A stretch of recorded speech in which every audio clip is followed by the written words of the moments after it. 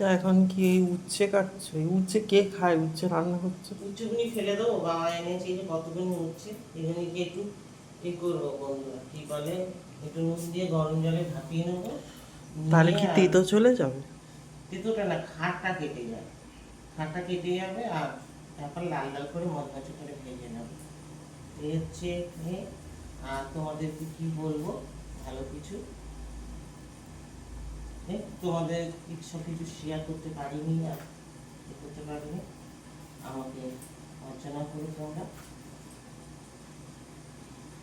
সবাইকে বিজয় দশমী প্রণাম জানাই, বড়দের জানাই প্রণাম, ছোটদের জানাই ভালোবাসা। আশা করি তোমাদের পুজো খুব ভালো কেটেছে।